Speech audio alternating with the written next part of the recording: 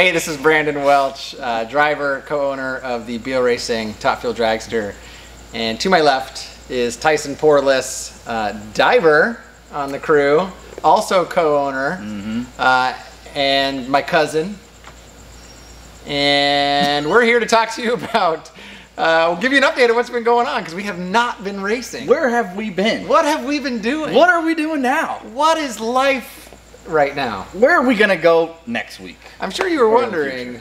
Sometimes I'm sitting there watching a show, and I say, like, I wonder what that person's doing right now. The person in the show? Yeah. Like in a a scripted show or like a reality? Like yeah, a, whatever. A like person? I was watching reruns of Cheers. And then, like what are they doing? Yeah, and then I was like, I wonder what Coach is doing. And then that was kind of a sad. You know, I get that way too, and it was funny because I was thinking about MMA fight. I was watching an MMA fight, and then I was thinking like the MMA fighters back when I was younger, like Chuck Liddell, and I was thinking that same thing. What are those guys what's doing? Chuck Liddell doing right now? Yeah. What is he doing now? Is he sitting on a couch? I bet they're not as awesome as we are.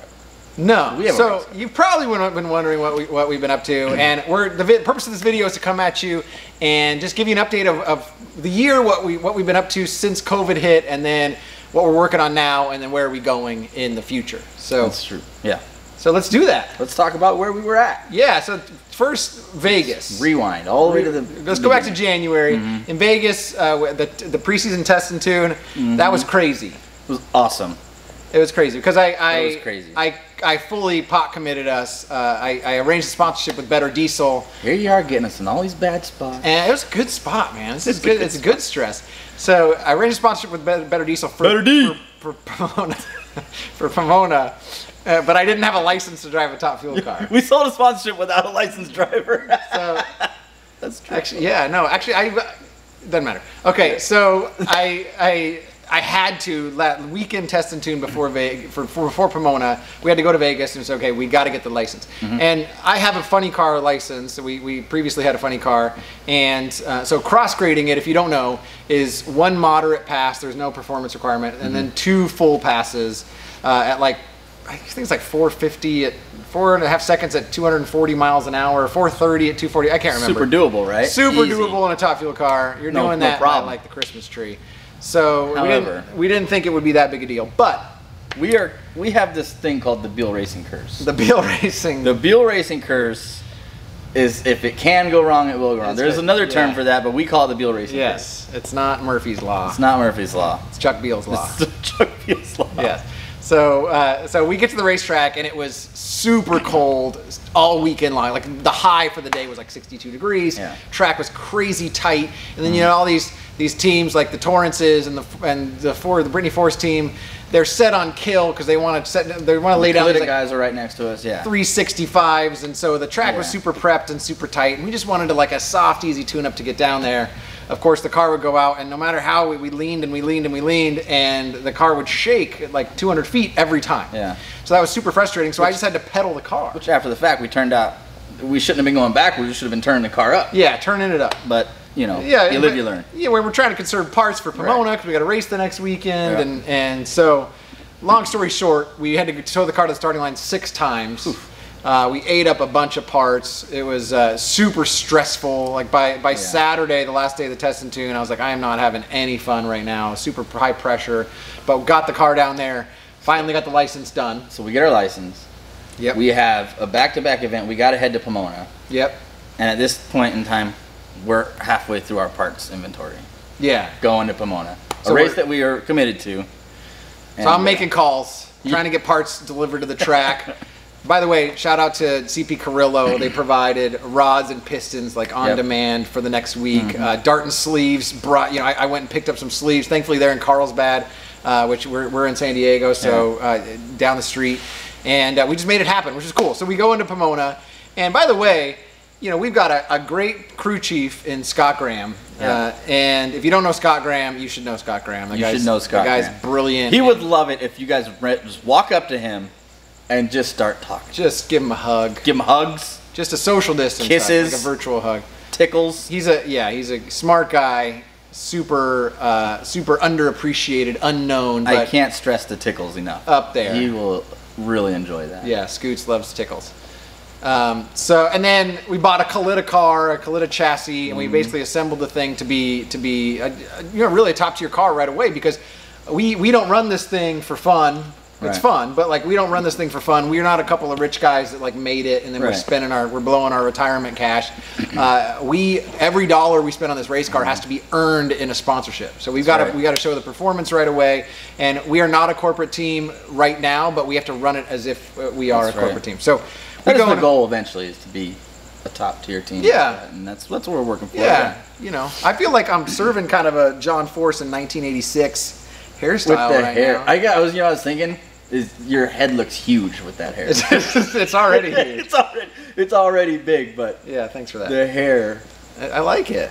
Also, remember Trucks show on that Power Block? Tracy or Stacy? Stacy David. Stacy David hair. I got some Stacy David hair. You got some Stacy David hair. So you can be like Mr. Latin suave guy. Oh, I got a Menudo reference. A Menudo.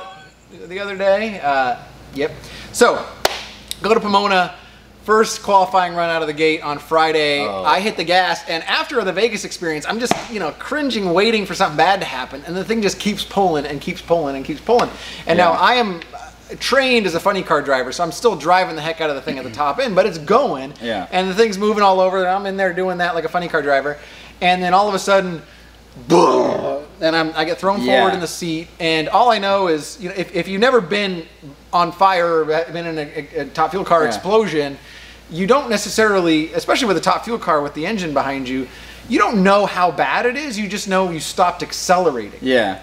And you know what I was just thinking is, like, I think for your limited amount of time as being a funny car and top fuel driver, I think you've been on fire more than anybody else. That's not, I'm just saying. I've been on fire a couple times. You've been on fire a couple times. But so the good thing about top fuel cars, it's in the back. Business in the back. Business in the back, party in the front. It's the mullet of race cars. Oh, okay. So we go at first run, and it's going down there, and then let's go. And I don't know what happened behind me, but I know the engine probably let go. I might be leaking oil, so I pull over real fast, and then I stand up, and I turn around, and I look behind me to the engine, and the thing is, it's a campfire. I mean, it's just sitting there burning. And that was a real bummer. So now on our already limited number of parts, you've now toasted a block, a brand new set of rods, an oil pan that was brand new also. You know what's funny? If you look at the interview from the top end after that run, I mentioned how much parts we have. Like 3 or 4. We got a lot of parts. We got really good parts. We barely got good parts. So that was like projection. I was like, just act as if. Yeah. So, but we were kind of stressing out because that was our third motor that we had blown up that run, and we were down to our last motor, and we were still qualifying. So the good thing about that run though was it ran a 384 at 275 miles an hour. Yep, put us number 11. Number 11. Awesome. So when you see a run, an ET like an 84, it's a good mid-pack ET for qualifying there. Yeah. And then the mile an hour being that low, super encouraging, because what it means is that car was not under power to the finish line. In fact, it maybe made 850, 900 feet. And it was going about 308 miles an hour when the engine let go. Yeah. So that car had a mid to high 370 in it, just that run. And that would have put us, what, top 10, top 5, easy. I mean, we probably would have been number 1 qualifier. I'm just no, we're not. But we would have been up there. We'd have been up there. 11's good. Yeah. Okay. 11 is. We'll take an 11. We'll take an 11 first race out. Which is better than any of the races we've ever qualified for with the funny car. Like, don't make us sound bad, man. No, I'm just saying. Like, that's true. That was a good. All right, fair enough. Progression is. Yeah, we're doing great. That's what I want to tell people. We really got it together, guys. We're doing. It was awesome. All right. So car qualifies 11th. Cool beans. We go into Sunday. We draw Doug Kalita, piece of cake, first round. I mean, it's like it basically a walkthrough. And Doug went on to win the race. So congratulations to Doug. Doug's, by the way, one of the best drivers in history. Shout out to Doug Kalita. Stop it. I know, Doug. I'm sorry. You're great. No, Doug's great. Kalita's amazing. Yeah. So then we lost first round, but super encouraging. We're ready to go. We're going to skip Phoenix and Gainesville. Gainesville's too far away for what we were doing, and then go to Vegas. We were all ready to go. We were geared up for Vegas. And then COVID happened. Hey. Yeah, we remember that. So immediately we switched gears and began working on how do we improve even more? How do we take this time and use it to our advantage? Yep. There's no use feeling sorry for ourselves. We're all in the same boat. Exactly. So we began working on a lot of special projects, just making sure the pits were set up in a way that was fast as possible, making new tools, buying more parts, rebuilding the inventory, all of that. So we've been working on that since then. And now today, just in the last month or so, you know, we've been working a lot on, in addition to building up the program, is really working on how do we build best-in-class sponsorship development program. So really focusing on the business side of the deal now. This is a lot. If you've never been a part of that at all, a lot of the behind-the-scenes work. I mean, it can be a year of work with a potential sponsor before you launch a sponsorship. I mean, it's an involved thing, and to ask what we're asking in terms of dollars, you got to make sure that you're bringing something that is best in class marketing strategy. So we've been working a lot on that, on strategy, working on sponsorship development, and that continues. And we're really excited about next year. We have a lot of the good things in the works. COVID's been a challenge because we sold a full boat sponsorship for Seattle, and then that race got canceled. So we'll have to do that next year. We really, me personally, I've shifted my focus. It's just been so up in the air. I've shifted my focus to next year. Really just trying to work on bigger deals for next year and try to get out there as much as possible. Yeah. We may run this year. I'm not going to say never, but just with everything in flux and everything happening in Indy primarily, it doesn't make a lot of sense for us to go there unless we can promise some really good results for a sponsor. So that's something that we have to keep in mind. Yes, true. That's true. So that kind of leaves us where we're at today and where we're going right now, right? Like. Yeah. So the other thing we wanted to work on though was let's just let's film some videos. We're here. Yeah. We're working. So though we may not be at the track, we're still going to be here. Yeah. And in the screen here, connecting with you guys, the audience, the fans. Put out some content. Putting out some content. So we're going to start revamping our whole social media library, I guess, right? Tell us what you want to see in the comments. Like and subscribe. Smash the like button. More of me. Ring the bell.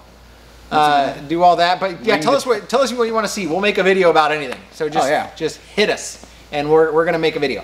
And we're just gonna use this time to grow and look forward to the future. By the way, I have to give a shout out to NHRA through this whole process. I can't imagine the amount of work they've had to do to put on the races that they are putting on. Yeah.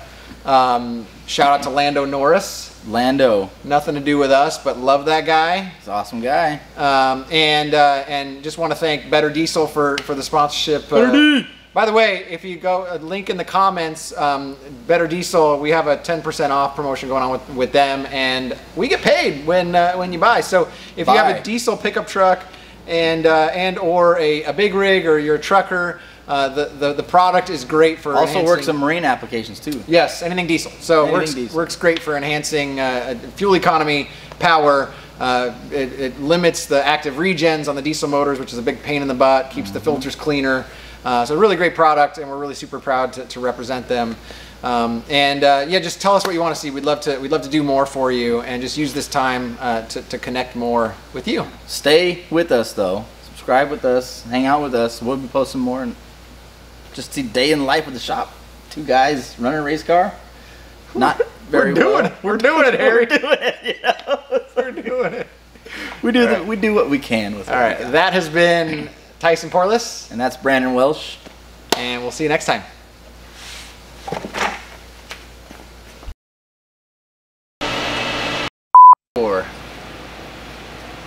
Hey, this is Brandon Welch and Tyson Porlas, co-owners of Beal Racing Top Fuel Dragster. We're coming to you today because we want to talk about politics. Let's get it. This is a... that went way off the rails. Okay, it's recording. Where are you going? I'm going to work. Oh, Jesus. Okay, it's going.